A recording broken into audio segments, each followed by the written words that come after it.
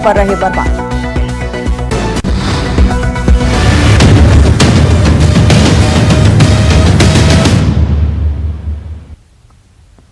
नमस्कार, बहुत स्वागत आपका सुबह 9 बजे की इस खास बुलेटिन में। मैं हूं आपके साथ अवंतिका श्रीवास्तव। मध्य प्रदेश छत्तीसगढ़ की तमाम बड़ी खबरें आप तक पहुंचाएंगे और सबसे पहले इंदौर का जिक्र कर लेते हैं। दिन दहाड़े अपहरण कर 5 लाख की फिरौती मांगने का मामला सामने आया है। इस मांग को लेकर एक बड़ा खुलासा भी। उधारी के 3 लाख वसूलने के लिए दोस्त ने साथी के साथ ऐसा किया, दोस्त का अपहरण कर लिया। दोस्त ने कहा कि जब मेरा अपहरण कर ही लिया है तो पिता से फोन लगाकर 5 लाख रुपए मांगना, 3 लाख तुम रख लेना, 2 लाख मुझे देना। आकर्ष नामक युवक का आयुष से 3 लाख का लेन देन था।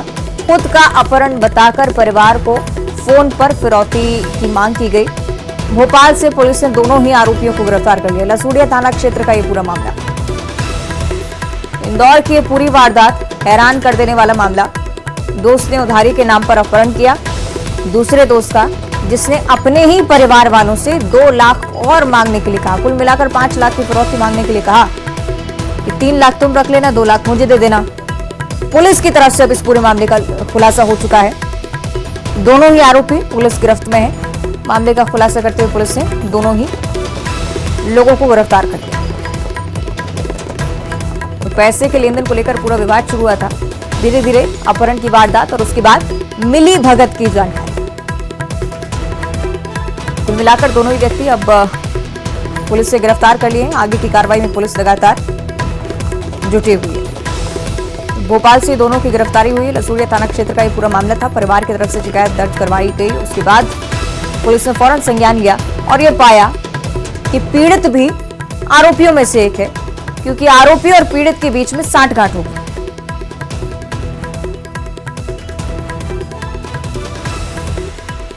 सबसे पहले अपहरण की वारदात, विवाद 3 लाख रुपए पर पीछे था। उसके बाद 2 लाख और मिलाए परिवार से, कुल मिलाकर 5 लाख रुपए मांगने की कोशिश थी, लेकिन फौरन पुलिस ने गिरफ्तार किया। सहयोगी मिथिलेश गुप्ता इंदौर से हमारे साथ लाइव जुड़ रहे हैं, उनका हम रुख कर लेते हैं। मिथिलेश, अजब गजब ये पूरी वारदात, सिलसिलेवार समझाइए, क्या कुछ क्रम रहा इस वारदात का?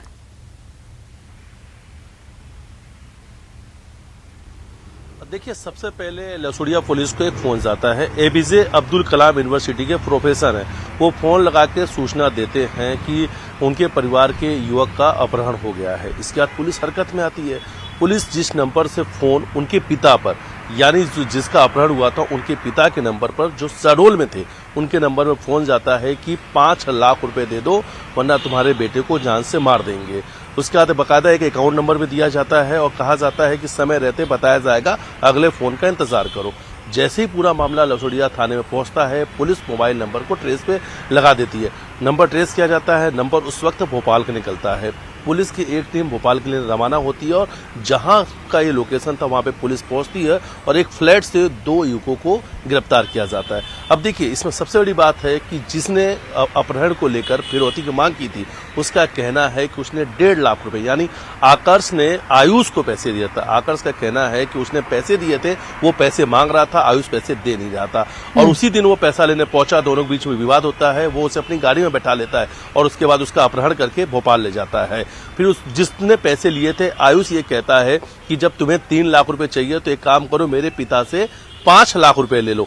3 लाख रुपए तुम रख लेना, 2 लाख रुपए मुझे दे देना। 2 लाख रुपए से मैं ऐश करूंगा, यानी पिता को जब फोन लगाना तब 3 लाख रुपए मत मांगना, 5 लाख रुपए मांगना। और 5 लाख रुपए की पिता के पास में फिरौती के लिए फोन जाता है। अब फिलहाल पूरे मामले में दोनों को लसूड़िया पुलिस ने गिरफ्तार कर लिया है और दोनों के खिलाफ कार्रवाई भी की गई है। लेकिन अपहरण की जो कहानी है, उस अपहरण की कहानी पे फिर से पुलिस इन्वेस्टिगेशन कर रही है। उनका कहना यह है कि अभी तक जो आयुष बातें बता रहा है उसके मुताबिक हो सकता है कि दोनों ने ही मिलकर अपहरण की झूठी कहानी भी रची हो। लेकिन अभी तक जो जानकारी सामने आई कि आकाश ने पैसे को लेकर गाड़ी में बैठाया, मारपीट करते हुए भोपाल ले गया। उसके बाद दोनों फ्लैट से मिले। 5 लाख रुपए की जो कहानी सामने आई उसमें यह था कि 3 लाख रुपए आकर्ष को आयुष से लेना था। आयुष ने कहा कि 3 लाख रुपए की जगह पे 5 लाख रुपए लेना, 3 लाख तुम लोगों को। ठीक है, चलिए देखना होगा मिथिलेश, आगे पुलिस की तरफ से क्या कहा जाता है। बने रहेगा हमारे साथ। इंदौर से अगली बड़ी खबर, जहां तिरंगा यात्रा पर पेट्रोल बम फेंकने वाले बदमाश को पुलिस ने गिरफ्तार कर लिया है। माफ कीजिएगा, पुलिस की गिरफ्त से दूर है बदमाश अभी भी। बदमाशों के फोटो सीसीटीवी में कैद हुए हैं। पुलिस ने कहा कि बदमाशों को गिरफ्तार जल्दी करेंगे। 15 अगस्त के दिन दोपहर में बीजेपी युवा मोर्चा तिरंगा यात्रा निकाल रही थी और 3 बदमाशों ने पेट्रोल बम फेंका था। बड़ी बात इसमें है कि अभी तक गिरफ्तारी नहीं हुई। तो इंदौर से ये बड़ी जानकारी। तिरंगा यात्रा में 3 बदमाशों ने पेट्रोल बम फेंके थे। अभी तक इस बारे में पुलिस को सुराग हाथ नहीं लगे हैं। सीसीटीवी फुटेज जरूर मिला है। इनके आधार पर आरोपी की तलाश की जा रही है, लेकिन अभी तक आरोपी पुलिस गिरफ्त से बाहर है। पुलिस की तरफ से दावा भी है कि जल्द से जल्द उन्हें पकड़ लिया जाएगा। 15 अगस्त के दिन ये पूरा वाकया सामने आया था। तिरंगा यात्रा के दौरान पेट्रोल बम फेंकने वाले बदमाश सीसीटीवी में जरूर नजर आए हैं, लेकिन पुलिस की गिरफ्त से अभी भी बाहर है।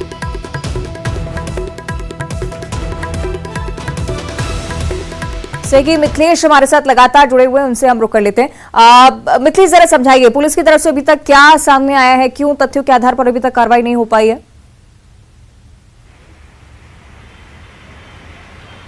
देखिए, पुलिस का कहना है कि अभी तक जो सीसीटीवी फुटेज आए थे वो क्लियर नहीं थे, लेकिन अब एक सीसीटीवी फुटेज सामने आ चुका है जिसमें तीनों बदमाश के जो चेहरे हैं वो साफ नजर आ रहे हैं, यानी अब उनकी पहचान करना आसान रहेगी।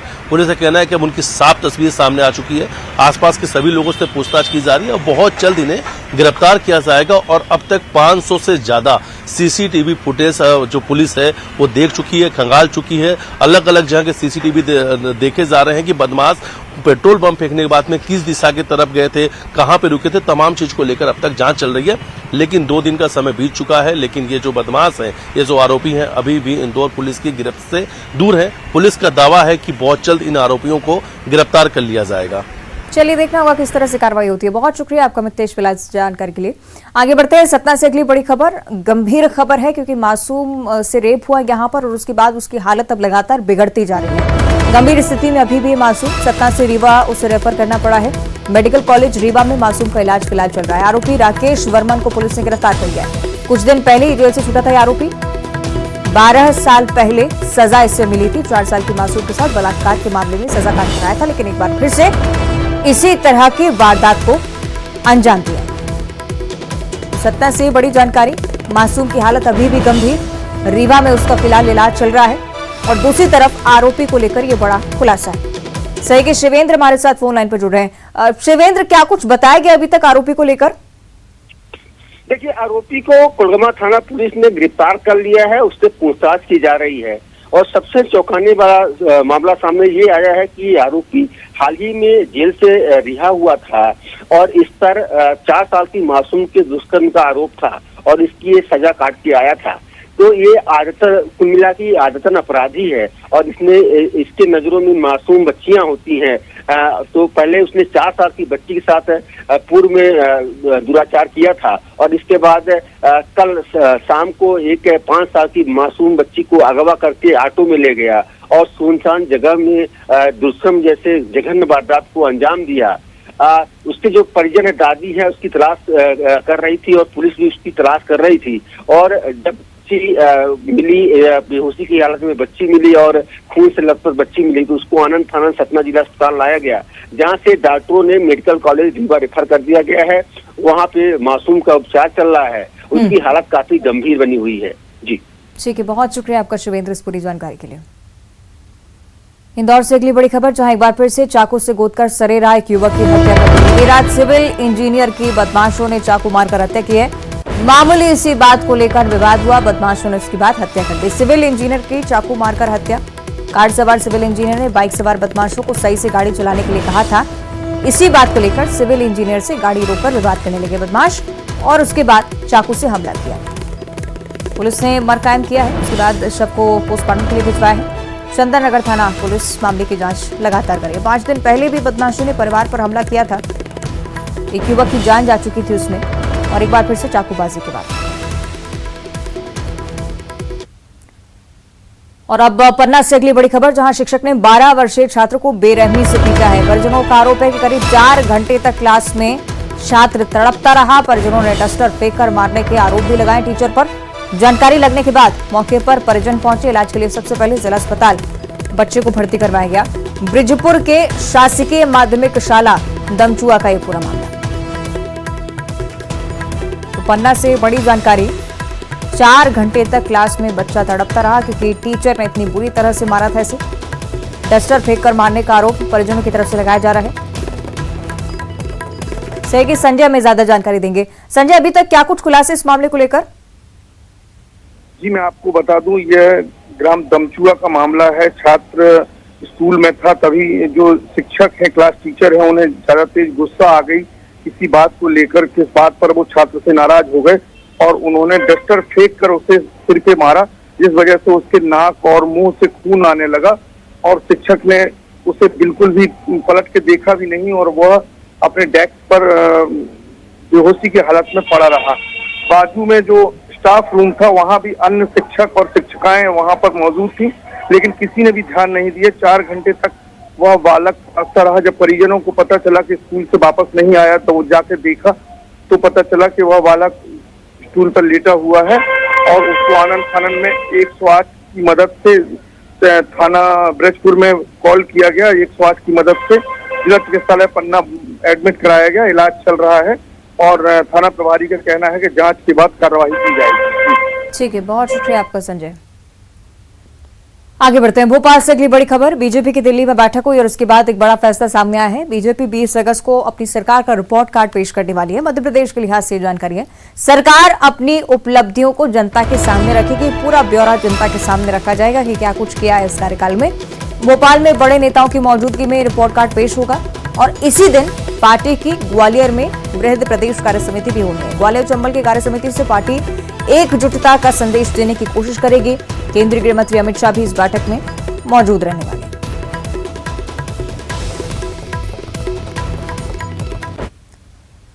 और दूसरी तरफ छत्तीसगढ़ में सत्ता में वापसी के लिए दिल्ली में बीजेपी केंद्रीय चुनाव समिति की बैठक हुई और बैठक में प्रधानमंत्री नरेंद्र मोदी, बीजेपी राष्ट्रीय अध्यक्ष जेपी नड्डा, रक्षा मंत्री राजनाथ सिंह के साथ छत्तीसगढ़ बीजेपी प्रभारी ओम माथुर, छत्तीसगढ़ की सह प्रभारी मनसुख मांडविया भी मौजूद रहे। पूर्व सीएम रमन सिंह, बीजेपी प्रदेश अध्यक्ष अरुण साव, नेता प्रतिपक्ष नारायण चंदेल, तमाम बड़े नाम इस बैठक में शामिल नजर आए हैं। बैठक में प्रदेश की 90 विधानसभा सीटों में 27 कमजोर सीटों को जीतने के लिए रोडमैप तैयार हो चुका है। 90 सीटों में बीजेपी के लिए 5 सीट टफ बताई जा रही है। बीजेपी चुनाव समिति ने राज्य की सीटों को ABCD कैटेगरी में बांटकर चुनाव लड़ने की तैयारी बताई है। बैठक में C और D कैटेगरी की सीटों पर चर्चा हुई। पिछले 10 साल में पहली बार चुनाव की तारीखों की घोषणा से पहले बीजेपी चुनाव समिति की बैठक हुई है।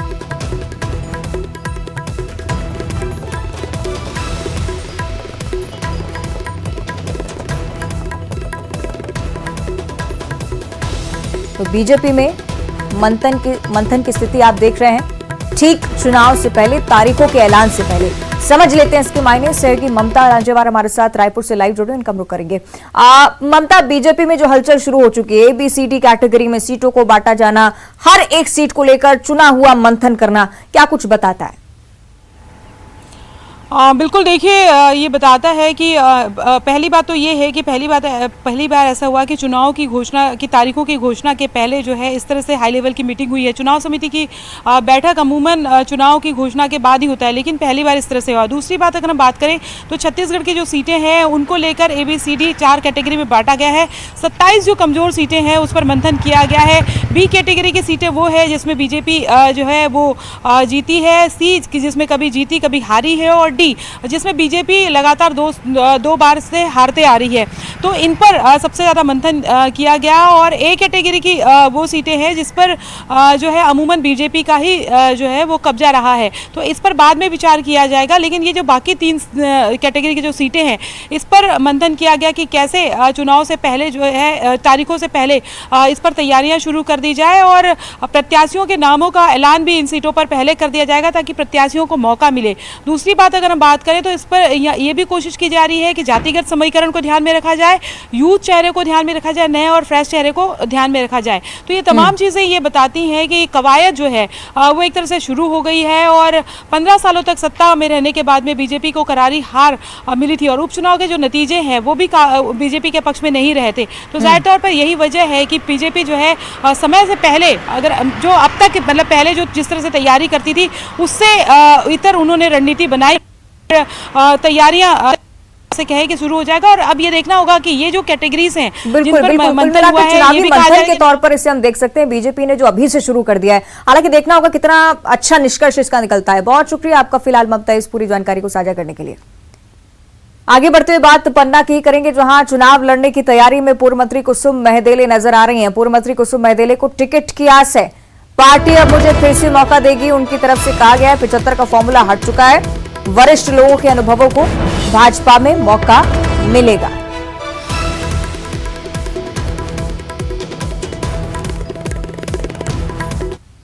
पार्टी से हम डिमांड भी करेंगे और तैयारी हमारी पूरी है। उम्र का फार्मूला अब नहीं है। अभी मेरी उम्र है 78 और पार्टी ने 80 के पार भी बोल दिया है। भोपाल से अगली बड़ी खबर, छात्र छात्राओं के लिए आज सौगातों भरा दिन। आज मुख्यमंत्री शिवराज सिंह चौहान की तरफ से साइकिल की राशि खातों में ट्रांसफर की जानी है। राशि का वितरण करेंगे खुद प्रदेश के मुखिया। 1 क्लिक के माध्यम से खाते में ट्रांसफर की जाएगी राशि। महात्मा गांधी स्कूल में आयोजित होगा इस बार कार्यक्रम और भोपाल संभाग के 10,000 से ज्यादा बच्चे इसमें शामिल होने वाले हैं। प्रदेश भर के 90,000 से ज्यादा स्टूडेंट्स जिन्हें साइकिल की राशि दी जानी है। 207 करोड़ की साइकिल की राशि सिंगल क्लिक के माध्यम से ट्रांसफर होगी। 81 करोड़ की लागत के सीएम राइस स्कूल का भी भूमि पूजन मुख्यमंत्री आज करने वाले हैं।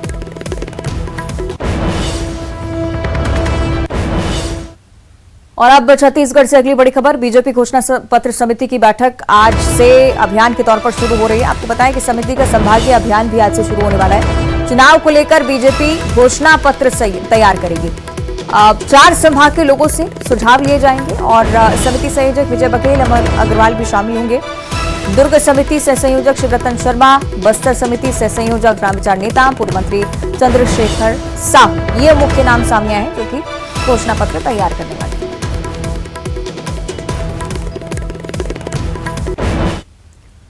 और इधर सीएम भूपेश बघेल के बस्तर दौरे का आज दूसरा दिन है। आज चित्रकूट और जगदलपुर के संकल्प शिविर में शामिल होंगे मुख्यमंत्री भूपेश बघेल। चुनाव को लेकर कार्यकर्ताओं के साथ सीएम संवाद करेंगे। कांग्रेस भवन में पार्टी नेताओं से मुलाकात करने वाले मुख्यमंत्री भूपेश बघेल के आज के कार्यक्रमों को लेकर जानकारी। बस्तर दौरे का आज उनका दूसरा दिन। चित्रकूट और जगदलपुर के संकल्प शिविर में आज मुख्यमंत्री शिरकत करेंगे। दुर्ग से अगली बड़ी खबर, जहां स्टंट करने वाले बाइकर्स के खिलाफ कार्रवाई हुई है। बाइकर्स पर दुर्ग ट्रैफिक पुलिस की बड़ी कार्रवाई। ट्रैफिक पुलिस की कार्रवाई से बाइकर्स में भी हड़कंप की स्थिति। भिलाई के सेंट्रल एवेन्यू से कई बाइक जब्त की गई हैं। परिजनों के सामने आज बाइकर्स की क्लास की गई। दुर्ग को लेकर ये जानकारी। स्टंट करने वाले बाइकर्स के खिलाफ पुलिस का यह अभियान। लगातार सोशल मीडिया पर इस तरह की वीडियोस देखने को मिल रही थी। दुर्ग पुलिस ने पहले भी कार्रवाई की और अब और ज्यादा सख्ती पुलिस की तरफ से बढ़ती जा रही है। सहयोगी मिथिलेश हमें ज्यादा जानकारी देंगे। मिथिलेश, विस्तार से जानकारी इस कार्रवाई को लेकर और आने वाले सिलसिले में क्या क्रम रहेगा, इस पर भी जानकारी। देखिए, निश्चित रूप से जब शहर में कोई तेज रफ्तार बाइक निकलती है तो वो इस कदर निकलती है कि बाजू वाला हड़बड़ा जाता है। वहीं वो कई बाइक ऐसी होती है जो तेज आवाज करती है, पटाखे जैसे आवाज निकलती है और कट मारते हुए निकलते हैं, जिससे आए दिन एक्सीडेंट्स होते रहते हैं। तो इन्हीं बाइकर्स के खिलाफ में दुर्ग पुलिस ने कार्रवाई की है। जितने भी जो तेज रफ्तार गाड़ियां चलाते हैं, जो काफी बड़ी गाड़ियां होती है, जो तेज चलती है, मॉडिफाइड साइलेंसर का इस्तेमाल किया जा रहा है, तो ऐसे सभी बाइकर्स के खिलाफ में कार्रवाई की गई है। करीब 18 बाइक्स को जब्त किया गया है और आज जो इनकी क्लास ली जाएगी, उनके परिजनों को बुलाया जाएगा और बताया जाएगा कि यदि इस तरह से वो वाहन चलाते हैं तो कितना जो आने वाले समय में कितना घातक हो सकता है, ये बताया जाएगा। और जो चालानी कार्रवाई वो की जा रही है ताकि आने वाले समय में जो है इसका जो उपयोग जो है वो ठीक ढंग से किया जाए और कोई दुर्घटना ना हो, इसका विशेष ख्याल रखा जाए। तो लगातार दुर्ग पुलिस इस तरह की कार्रवाई कर रही है ताकि जो लोग दुर्घटनाग्रस्त हो रहे हैं वो उसको बचाया जा सके। सराहनीय पहल पुलिस की तरफ से। बहुत शुक्रिया आपका मिथिलेश।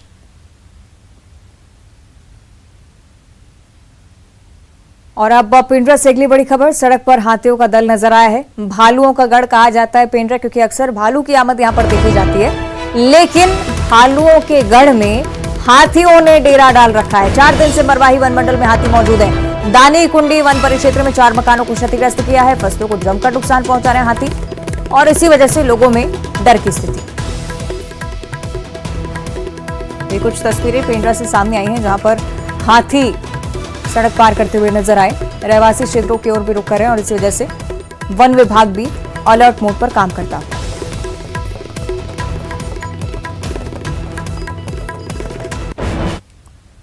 अभिनेता सनी देओल की फिल्म गदर 2 के रिलीज होने के बाद से ही बड़े शहरों के दर्शकों में फिल्म को लेकर काफी क्रेज दिखाई देने लगा है। अब यही क्रेज छोटे शहरों में भी नजर आता है, ग्रामीण इलाकों में भी पहुंच चुका है। सिवनी के मोहगांव के ग्रामीणों में फिल्म को लेकर ऐसी दीवानगी चढ़ी कि ग्रामीण अनोखे अंदाज में सिनेमा हॉल पहुंचे।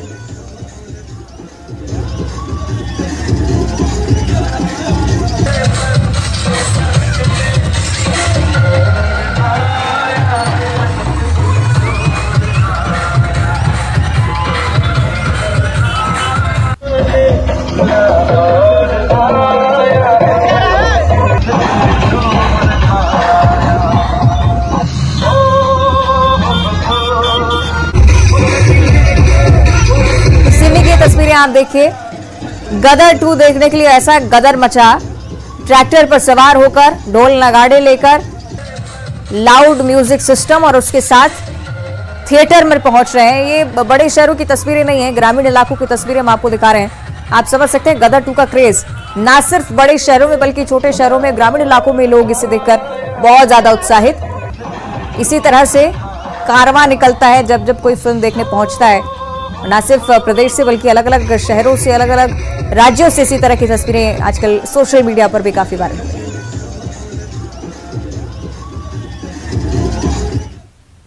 और इसी के साथ इस बुलेटिन में इतना ही। आप देखते रहिए न्यूज़ 18।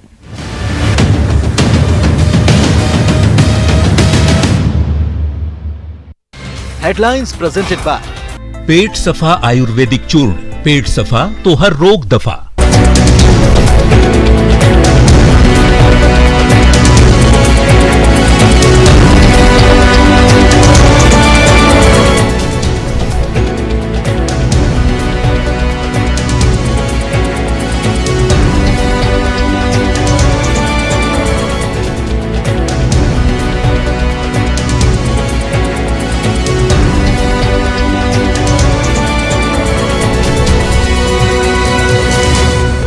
हेडलाइंस प्रेजेंटेड बाय पेट सफा आयुर्वेदिक चूर्ण। पेट सफा तो हर रोग दफा। 9 crore viewers। जिलों में अभियान, अलग अलग उपजातियों के